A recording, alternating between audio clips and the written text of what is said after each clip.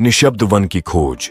एक बार एक घना और गहरा जंगल था जिसे निशब्द वन कहा जाता था। इस जंगल की खामोशी इतनी गहरी थी कि वह अपने आप में ही डर का माहौल पैदा कर देती थी।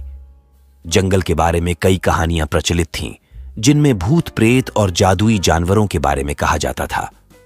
एक नौजवान लड़का आर्यन, जो कि अपने दिल में एडवेंचर का जोश लिए हुए था, निशब्द वन की खोज पर निकला।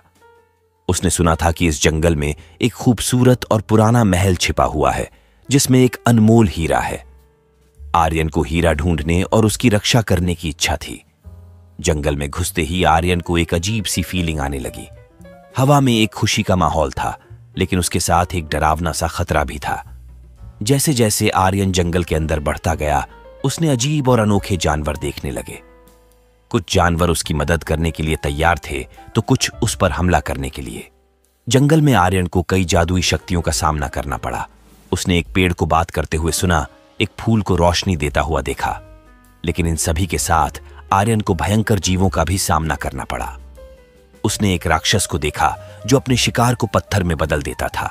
एक चुड़ैल को देखा जो आग उगलती थी। जंगल में आर्यन की मुलाकात एक परी से हुई जिसका नाम माया था।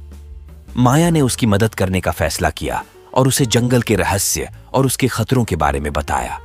आर्यन और माया ने मिलकर एक दोस्ती निभाई और हर मुश्किल का सामना किया।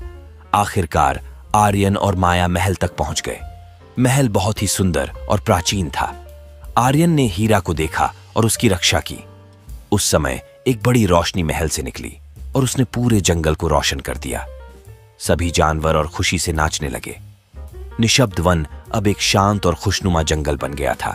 आर्यन और माया ने अपना काम पूरा कर लिया था और अब वह वापस अपने घर जा सकते थे। लेकिन उन्होंने फैसला किया कि वह कभी कभी इस जंगल में आएंगे और यहाँ के जानवरों से मिलेंगे। ये कहानी हमें सीख देती है कि हर मुश्किल का समाधान होता है अगर हम हिम्मत और दोस्तों के साथ उसका सामना करें।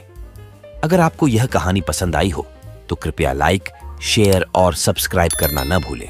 और हाँ, अपने विचार हमें कमेंट सेक्शन में जरूर बताएं।